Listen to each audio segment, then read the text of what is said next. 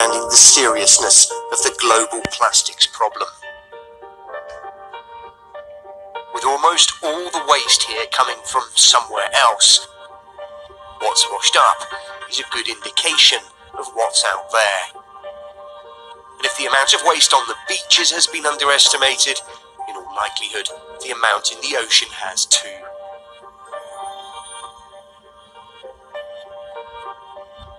For those who live on the islands, it's a problem that is becoming increasingly hard to ignore. The community is starting to sit up and take note.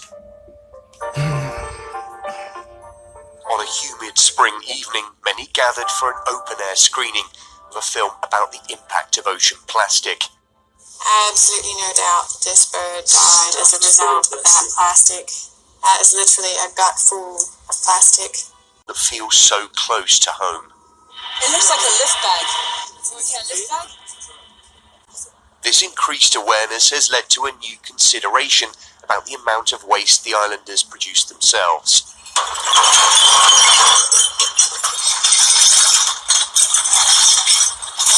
Recent local authority investments like this bottle pulverizer have started to make a difference.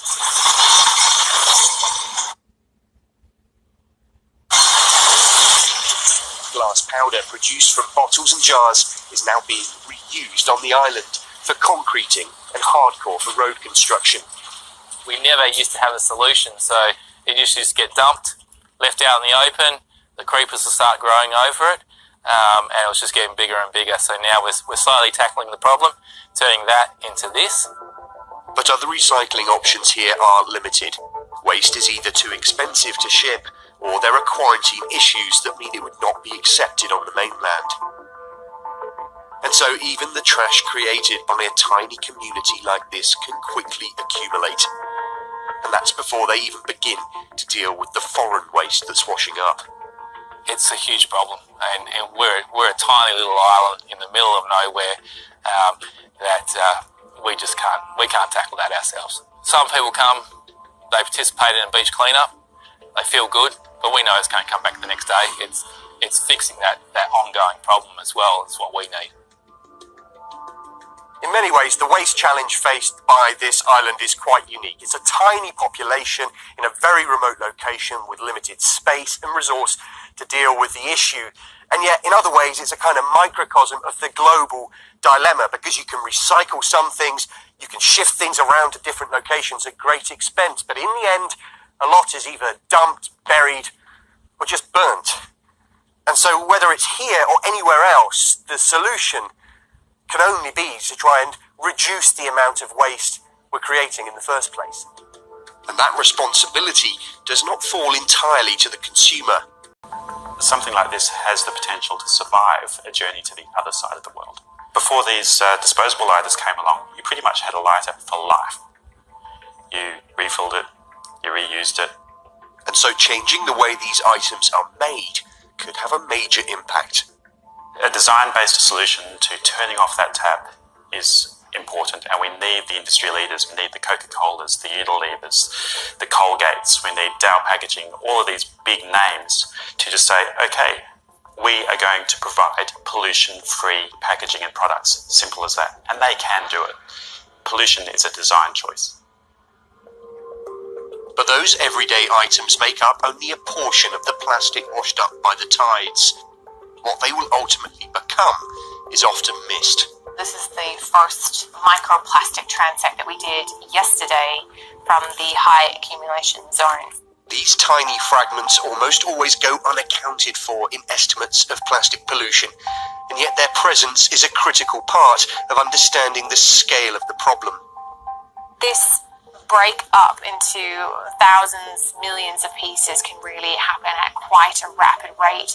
When you add in exposure to UV, that really causes the plastic to become quite brittle, and this just accelerates. As well as the chemicals used to make them, the fragments absorb additional toxins from the sea itself, making them a major threat to marine life and other animals further down the food chain. If a fish comes along, or a bird, or a turtle, really any wild animal comes and consumes something like this that looks a lot like a fish egg, and it's toxic. It's just absolutely laden with chemicals on the surface. Those chemicals are now readily available to be absorbed into the animal's tissues, and that's where all of the concern really lies. Straws and toothbrushes. The aim of this research is to broaden the scope of the Australian Marine Debris Database, adding plastic fragments to the information already logged, providing even more hard data to pressure those in political power to take action. How does a community like this deal with rubbish from Sri Lanka, from the Maldives, from Indonesia, from China?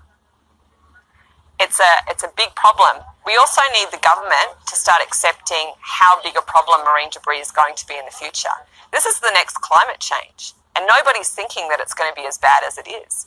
If we start looking at communities like the islands here that rely so heavily on seafood, and that's contaminated by plastics and chemicals that are in the ocean, this is going to be not an issue about saving turtles.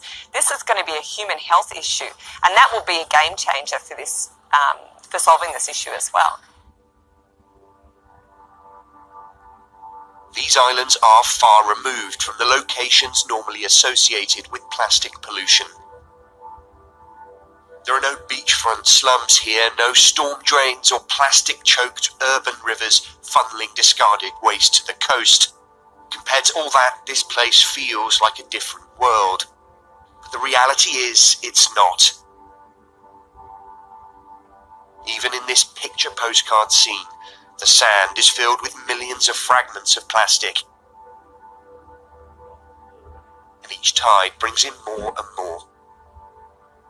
Marine plastic pollution should be up there in the same space, given the same amount of funding and consideration and recognition as the other major environmental issues that we face right now. Really, we need to move fast. We need to not necessarily always wait for more science and more data to make these critical decisions. We have enough now to indicate that the problem is significant and that it's rapidly increasing. And that if we wait for more data to come in and for confirmation of perhaps a little bit of a hunch here and a bit of a hunch there, the rate at which this is all changing is just so fast. We don't have that time. We just simply don't.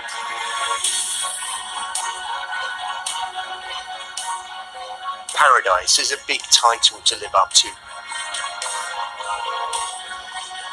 But the Cocos Keeling Islands come as close as anywhere on Earth to deserving it. For so long, this place was entirely untouched by man.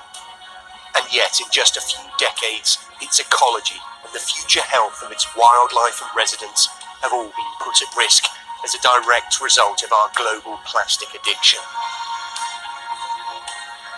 If there's a problem in paradise, there's a problem everywhere.